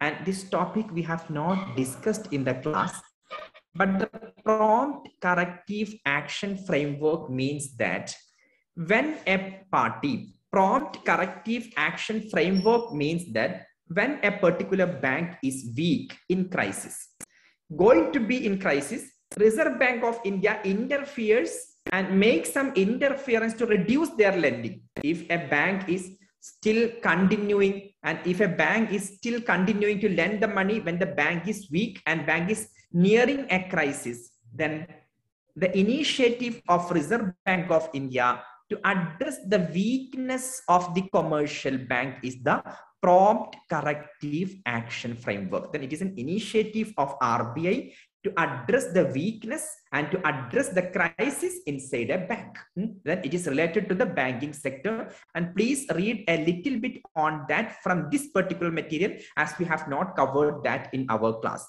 Real GDP and nominal GDP was in news. What is the changes in the real GDP and the nominal GDP of India? Real GDP means that GDP at a constant price. Nominal GDP, GDP at the current price. We have discussed in the class in detail. Anti-dumping duty, we have discussed in the class in detail in WTO chapter. When one goods is dumped into India, imported into India in too much high quantity, and government wants to make some tax on that, that is called as anti-dumping duty. Why it was in news recently? Government decided to impose anti-dumping duty on 5 products from China. Government decides, but who suggests government? This item is coming in too much dumping. The organization of government which suggests government that there is a dumping of it, the report on dumping will be submitted by Directorate General of the Trade Remedies. Directorate General of, there is a small error in writing for me also, and Directorate General of Trade Remedies is the organization which suggests government of India on imposing anti-dumping duty on certain items imported from a foreign country. Next one, National Pension Scheme and the Pension Fund Regulatory Authority. We have not discussed in the class, but it was in news. And National Pension Scheme and the Pension Fund Regulatory Authority, recently, the director of Pension Fund Regulatory Authority made a statement that due to inflation, the value of the money deposited by the pensioners is reducing when they are getting back after the retirement. That is why, and the National Pension Fund Scheme and Pension Fund Regulatory Development Authority, please read from this material. Payment banks we have discussed. In the class, in the banking sector chapter, we have discussed on the payment banks. Nechikut Moore Committee in 2013 has suggested to establish the payment banks.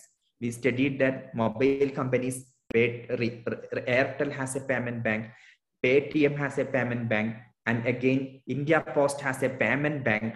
What is a payment bank? We have studied in detail in our class on the, we refer whatever we studied there, why it was in news. Recently, RBI has started a new section or a new classification of payment banks, scheduled payment banks. We have studied in the class regarding scheduled commercial bank and non-scheduled commercial bank. If a commercial bank is included in the Schedule 2 of the RBI Act, it is a scheduled commercial bank, otherwise non-scheduled. Similarly, RBI has started a process of adding payment banks also into the Schedule 2 of RBI. The first payment bank to be added was Paytm Payment Bank. Then Paytm Payment Bank has been added to the scheduled commercial bank. Mutual funds were multiple times in news, and mutual fund and the Bharat Bond ETF, an exchange traded fund. And ETF means exchange traded fund. Then exchange traded fund, both are almost similar. Mutual fund and the Bharat Bond exchange traded fund are also both similar concept, and exchange traded funds are similar to mutual funds only, but the transaction, selling and purchasing, can be done directly through a stock exchange. In the mutual funds, selling and purchasing can be done through the brokers of the stock exchange. Here in Bharat Bond exchange traded fund, and the selling and purchasing of the stocks can be done directly through the stock exchange. You read a little bit, and both are given in the material, page number 58 and 59, and you can see the page number here, and the difference is clearly explained in the material. National Food Security Act 2013 we have discussed in the class. In the agriculture chapter we have discussed, and recently it was in news because the errors in the beneficiaries list was recently corrected. National Company Law Appellate Tribunal, there was a recent case on Videocon. Videocon is earlier a telecommunication company, and multiple items are the electronic items are there. And for the Videocon, there was a case between the Videocon and Government of India. In the context of Videocon and Government of India case, National Company Law Appellate Tribunal, if there is any dispute on company law, where the appeal the court to be given appeal is the National Company Law Appellate Tribunal. That is study on the National Company Law Appellate Tribunal, because in the context of case between Videocon Group and the Department of Telecommunication. Next one, Asset Reconstruction Company, ARC, we have discussed in the class. ARCs were otherwise called as the bad bank. Bad bank means a bank, an institution which is taking over the bad loans from the banks and recovering that is the Asset Reconstruction Company. Hope you remember we studied the Sarfayasi Act 2002, Asset Reconstruction Company, and how the security given by the people who took the loan can be sold by the banks under the Sarfayasi Act. Asset Reconstruction Company was there in the news in the budget 2020, also in budget 2021 also there was a mention on asset reconstruction companies. New asset reconstruction companies are going to be established by government. Insurance Regulatory Development Authority. The Insurance Regulatory Development Authority, and it is the regulatory board, like RBI regulates the banking system, Insurance Regulatory Development Authority regulates the insurance companies in India. And please read from this material because I have not covered in detail in the class on Insurance Regulatory Development Authority. Next is OECD, Organization for Economic Cooperation and Development. We have studied in the international organizations. It has given a warning. An early warning was given on the economic impacts of the Omicron variant of the COVID-19 virus. That is why OECD was in news. More international organizations were in news. NATO was in news, and because of Russia-Ukraine crisis, multiple organizations were in news. In the next part, because this is the first part of 100 most important topics, we are going to give you one more 100 in the beginning of the May. In the second one more 100, we will focus on international organizations. International report indices will be there in the second summary of the 2022 prelims current affairs. Next one, and Bureau of Indian Standards. This one we have not covered in the class, but why it was in news recently? The Bureau of Indian Standards has been given a task of managing the hallmarking of the jewelries purchased from different, hallmarking of the ornaments purchased from different jewelries. Each jewelry has to give a hallmarking on that, their own. If you are purchasing from a jewelry, a particular ornament, there should be a hallmarking, and they should mark it in a permanent way which jewelry's ornament it is. See, multiple cheating happens. In the name of 22 karat gold, people are sold 18 karat because people have no machine. After long years, when they are going to sell it, they come to know it is a 18 karat gold. Then when they are going back, they might not keep the invoice. When they are going back to the same jewelry that we did not sell it.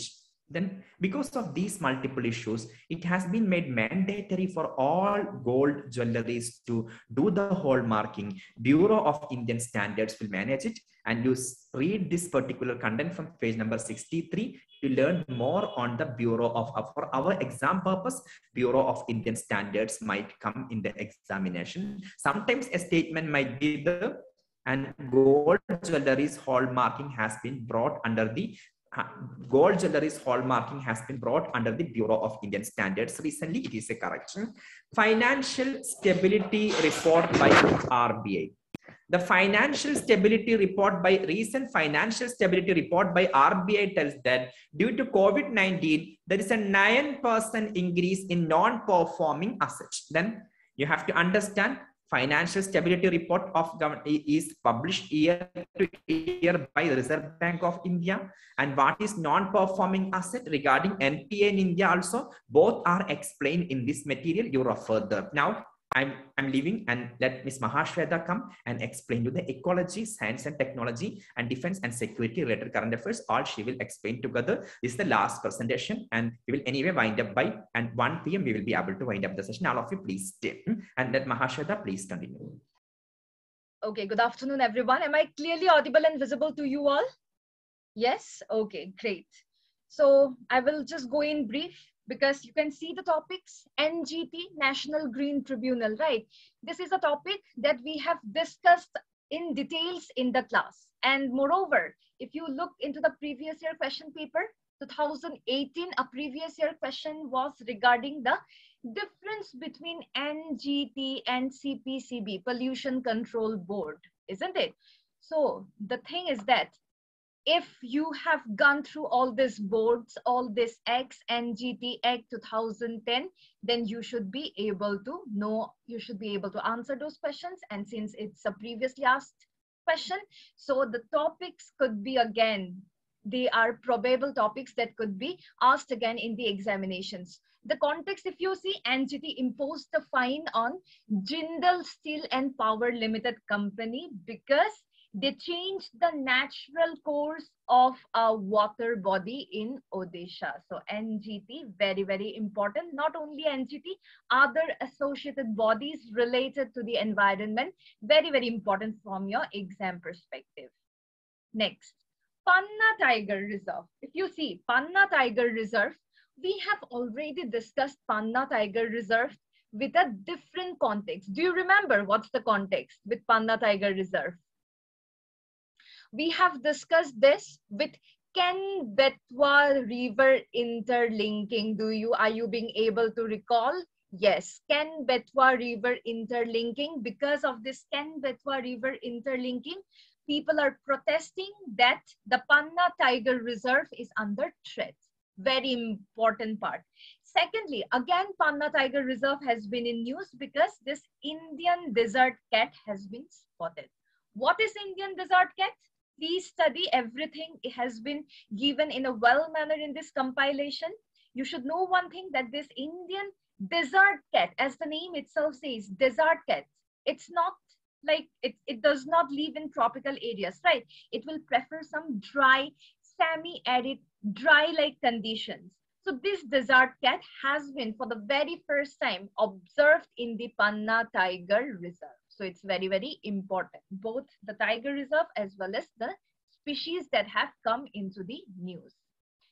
Then pangolin. I think I have told you about pangolin in one of my class of science and tech regarding as COVID-19 is in the news as a reservoir of the COVID, of the coronavirus, the SARS-CoV-2. Pangolin is an intermediate host. People are believing that pangolin, maybe this entire COVID-19 has come to the human. It has spilled over to the human from pangolin. So very important. Again, it was in news because radio tagging has been done to the Indian pangolin. Okay. Radio tagging has been done. So read about radio tagging. What is radio tagging? Read about this pangolin species. And also, very important, there are two types of pangolin that you need to know. One is the Indian and another is the Chinese pangolin. So what's the difference between Indian and Chinese pangolin?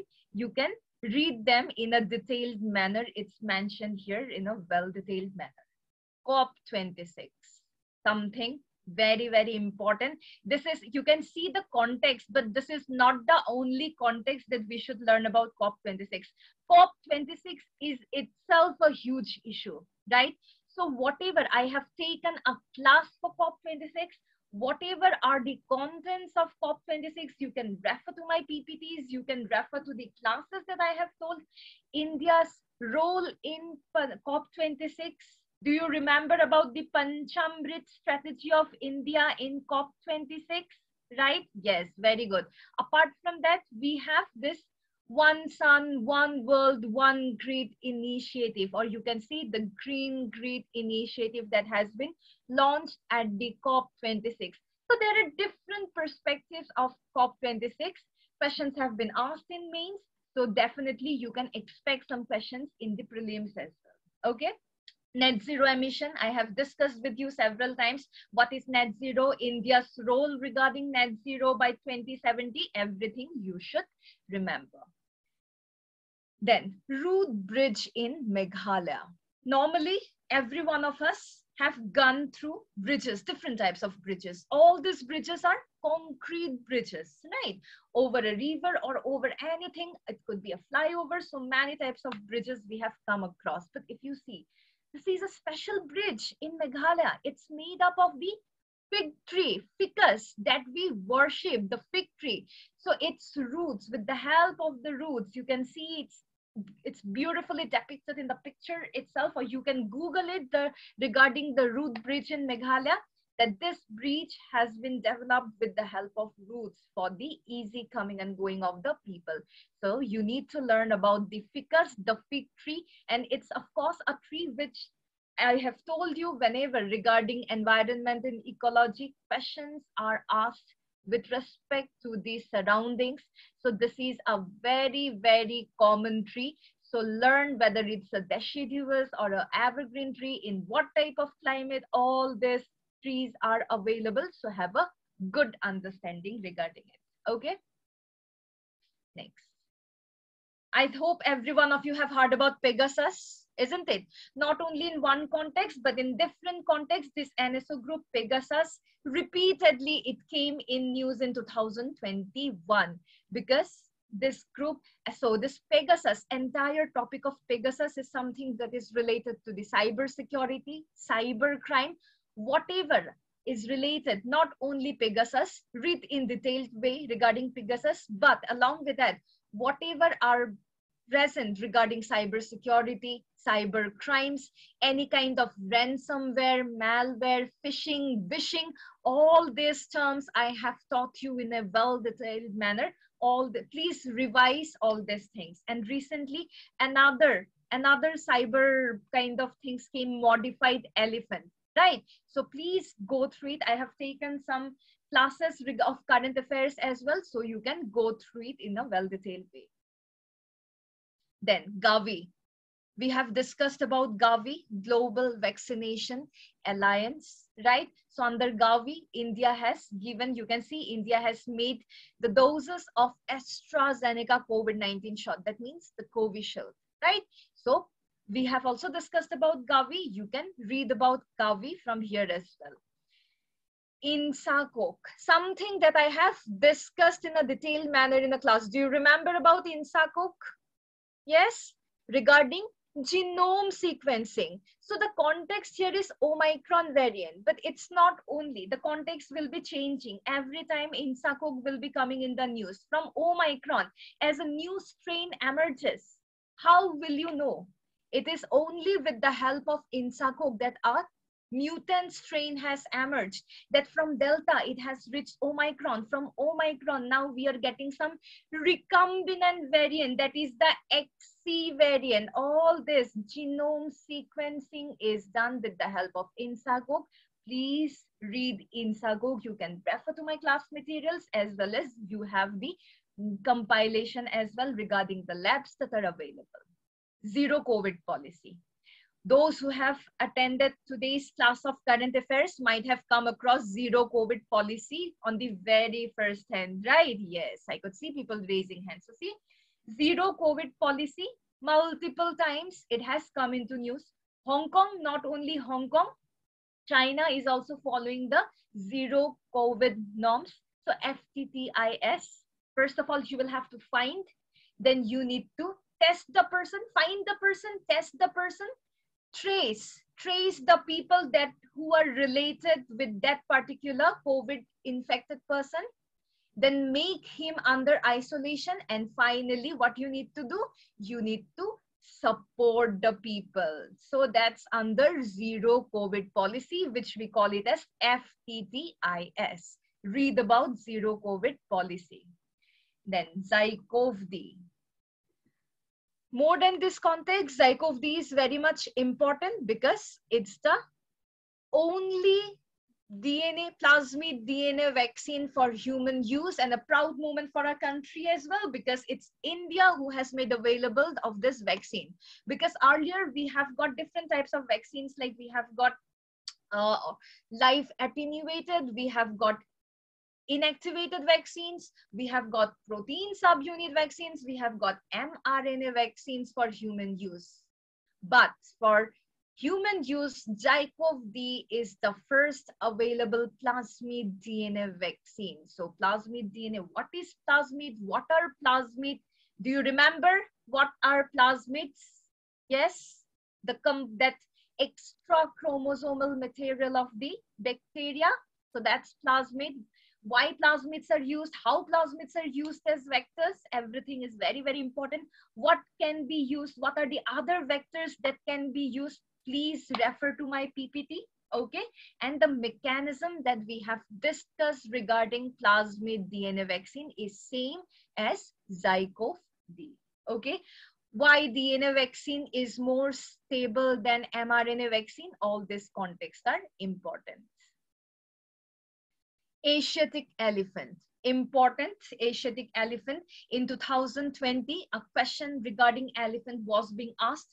So whenever, if there is any kind of issue, if it's repeatedly coming in the news, then it's very, very important for you also to know it. So you can see it was in the context, it was in the news, because this much, 741 number of elephants, they died from electrocution in the country. So it's a heartbreaking news, right?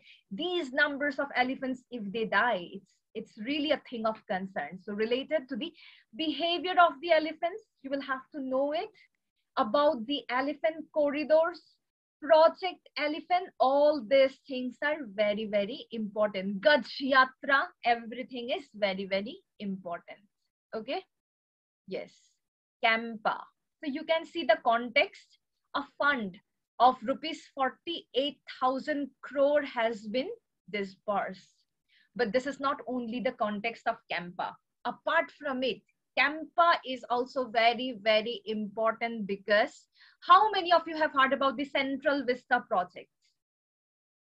Right? Yes. From that context as well, Campa is very, very important. I have already discussed with you what is Campa, right? So now Campa is also important because we are creating, our union government is creating the Central Vista project, and because of it, huge numbers of trees have been fell down. So for any kind of issue, if these trees are being cut down, then you need to compensate it with the help of afforestation in a different ground. So that's the Campa. Read about Campa in a detailed manner. Okay. Then we have Great Indian Hornbill. We have discussed about Great Indian Hornbill. We have discussed about the Hornbill Festival of Nagaland. Do you remember? Right? Every year, the first week of December is celebrated in the Nagaland as the Hornbill Festival. So learn about Hornbill. Hornbill is the state bird of two particular states. Do you know what are these two states? I have told you several times. Yes, yes, very good, very good. It's one is Kerala and another is Arunachal Pradesh, right? For these two states, the hornbill is the national, it's the state bird, right? So, but on the contrary, the festival is celebrated in Nagaland. So all these things are very, very important. Read about all this content, all these things in a detailed manner. And its status, what is the status? Everything is very, very important. Traits and conservations, all this, right? Vaccines for emergency use in India. Every now and then you can come across different names of vaccines that are being approved for emergency use, isn't it?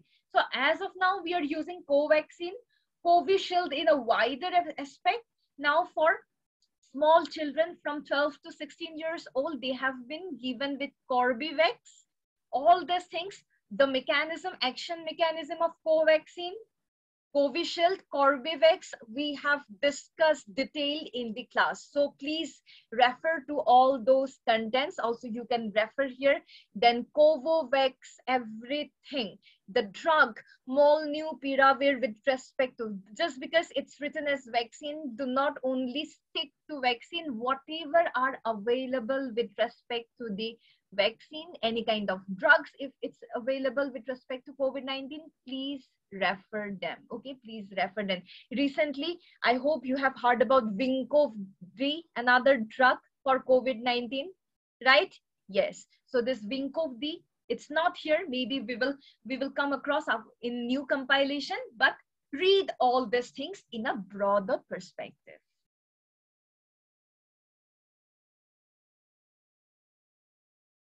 Booster shot, you can see here, yes, you need to have a good mark regarding what is booster shot, because now all these things are here, and difference of booster shot and precautionary dose that I have discussed with you people. I have discussed in our current affairs sessions with some of you.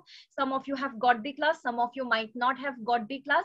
Those who are not aware of it, please go and refer to what is precautionary dose, what is booster shot. Some of the people, they will say that both are same. Yes, they are similar, but they are not exactly same. Okay, so please refer them in a clear manner. Green hydrogen. Again in the news for different reason, another context, another important context I am saying you regarding green hydrogen. National Hydrogen Mission that was launched on 15th of August. And if you hear our Modi ji's speech, he talked a lot about the term green hydrogen. So what is green hydrogen? I have discussed with you people, right? On the occasion of 75 years of independence, Azadi Ka Amrit Mahotsav, this national hydrogen mission have been launched. Green hydrogen, the color schemes that are available, gray hydrogen, blue hydrogen, all these color schemes are also very, very important, because recently in 2021, a question was asked regarding what is blue carbon. So these color schemes are important for you. Then next we have in space. Just like in US, we have SpaceX of Elon Musk as a private agency. Similarly, nowadays, the popularity of these private space agencies are also increasing. Not only in our case, we have ISRO as a public space agency, but this in space will be a private funding agency which will do a lot of research and will do a lot of work related space, just like SpaceX is doing in US. So read about in space. I have not discussed about in space, so you can see what is in space here. Okay, Tiangong. We have International Space Station.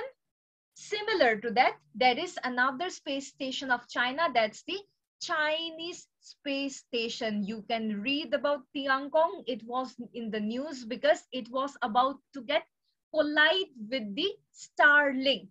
Starlink, every one of us know, right? It's the satellite of SpaceX. So because of that, it was in the news. So read about it. Of course, all these Starlink projects of Elon Musk are launched in the LEO. Space stations are also present in the LEO. So there was a huge chance that they could get collided. And imagine if they get collided, what will happen? Kessler syndrome, space debris, lots and lots of devastations could occur, right? So read all this in a detailed manner. If not Tiangong, at least listen to me carefully, this Kessler syndrome. What is this? Space debris, all these contexts are very, very important.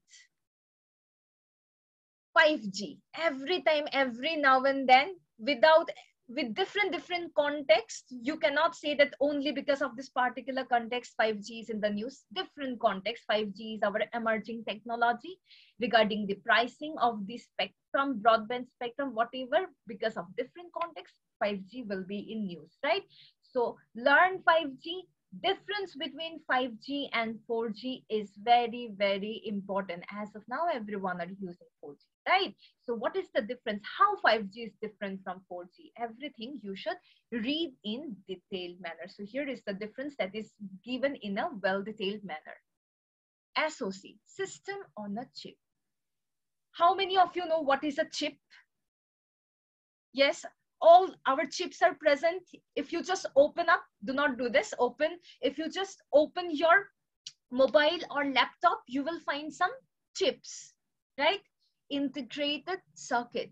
So India is also thinking of setting up semiconductor unit, semiconductor industry. With this respect, SoC is very, very important. What is SoC? What will be the benefits of SoC? Chip, integrated circuits, everything. Read it in a detailed manner. API, once in 2019, I guess, it was in question UPSC Prelims regarding Aadhaar and API. What is API? API is basically a kind of data linking. It's that data when it gets merged. It's an interface where data will get merged. Data can be linked. So because of API, nowadays what we are doing, we are releasing everything into the cloud computing. I hope you know what is cloud computing. So when every system is releasing their data into the cloud computing, right, what will happen? Sometimes there could be some kind of disturbances, isn't it? So you can see Amazon's cloud service faced massive disturbances. Not only Amazon, you can see Netflix, Disney. In this way, all this OTTs, they received different kinds of disturbances because of the API. Because API, it's an interface where everything is merged. So what is API? Read in a detailed manner. NIA. NIA is something which is also involved in polity. I think you all often hear about NIA every now and then, right? A context has been given here, but this is not only the context. Whenever there is any high level kind of criminal cases, I hope every one of you have heard about NIA's investigation, right? Am I right? Have you heard about NIA? Yes. So see, NIA, regarding NIA, please read it.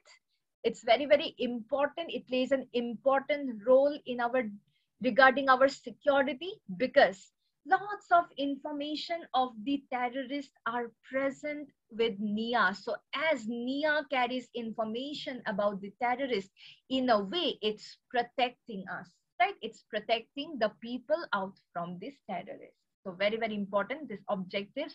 Where are these headquarters located? The regional offices, you can look into it.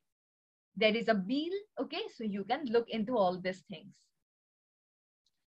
CDS. In news, because our General Vipin Rawat, he died in an helicopter accident, right? In the crash. So because of that, it was in news. So what is CDS? He was the first CDS. Until date, no other person has been given this designation yet. So what is CDS? You can read it in a detailed manner. What are the roles, functions of CDS? You can go through it. And the chopper, the helicopter where the General Vipin Rawat had experience, actually he died, that's the Mi-17V5. Same context, you can also refer to this perspective. So then again, we have Defense Acquisition Council. So you can see it's a highest decision-making body. What is Defense Acquisition Council? It's a highest decision-making body of the Defense Ministry.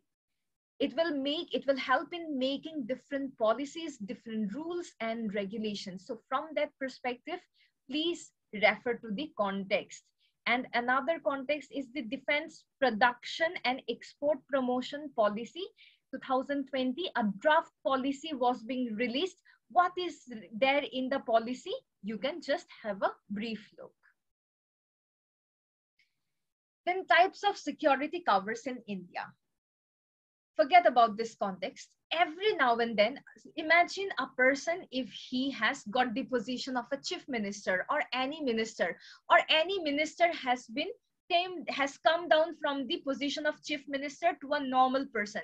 So do you see differences in their security? In news, you will hear that their security have been changed.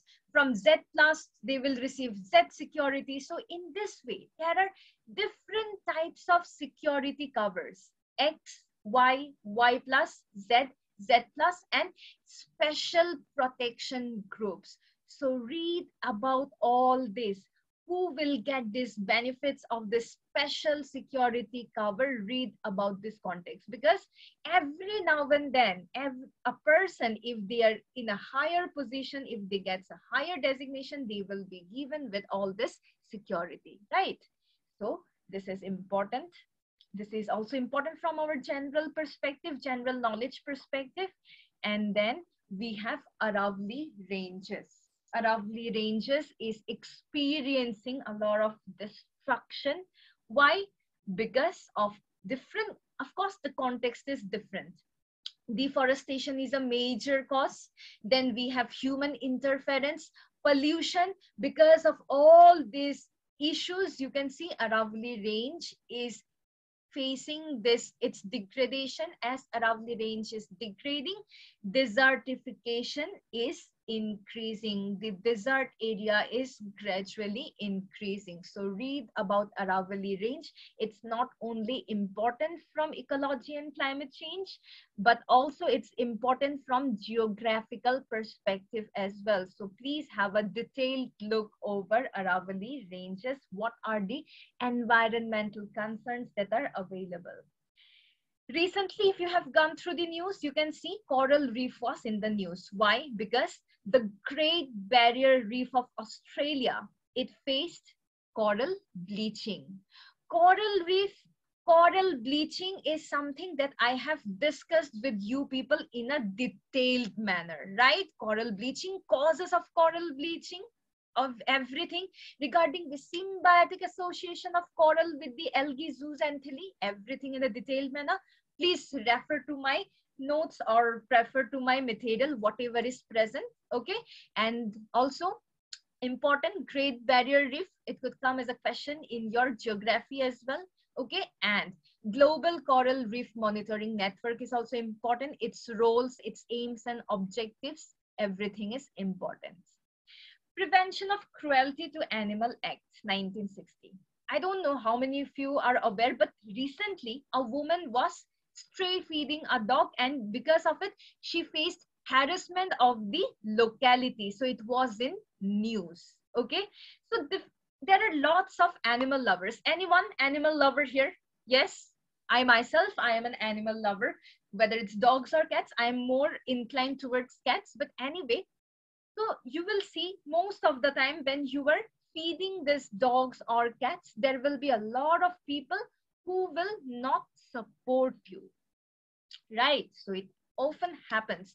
So based on that, recently in the month of March itself, lots and lots of, you can see, cases have been found regarding the attack that humans have attacked the canines here. It could be dog, it could be these animals, right? So based on that, Prevention of Cruelty to Animal Act, this concern, it's a thing of concern, and please refer to this particular topic in a detailed manner.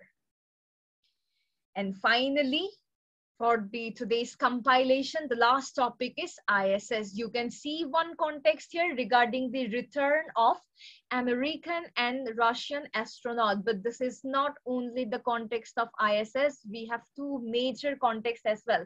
One, ISS will retire by the year 2031. Second, all of you know regarding the Ukraine-Russia conflict, and because of it, we also know that US is supporting Ukraine from behind. Now, US has imposed sanctions on Russia. As the sanctions have been imposed on Russia, Russia has said that, okay, if you are imposing sanction on us, we will step back from ISS. And every one of you know that ISS is a merging, it's an integration of JAXA, Japan, US, NASA, right? Roscosmos of Russia, European Space Agency. All these agencies, space agencies, are merged together, and the role of Roscosmos, Russia, is very, very important because Russia is mainly doing the orbital. It's trying to maintain the orbital segment of the ISS. Moreover, there are major roles that Roscosmos is playing. So NASA and Roscosmos, these two are very much important in regards to the ISS. So if Roscosmos sets back, then definitely there will be problem of ISS. So from all this context, ISS is a news. So what is ISS? In what altitude is ISS has been launched? How is ISS, whatever are the things, context that is related to ISS, please refer it in a detailed manner. I have also discussed with you. You can refer to my PPT as well. So with this, we come to an end of the session. Everyone, those who have stayed with me till the end, thank you very much for your precious time, and all the best for your upcoming examinations, because it's high time, right? We are running out of time. Please revise the topics, and yes, of course, give your examinations. We definitely want results and make us happy. Yes, that's all that we want. Yes, thank you. Thank you very much. Thank you very much. Have a good day, everyone.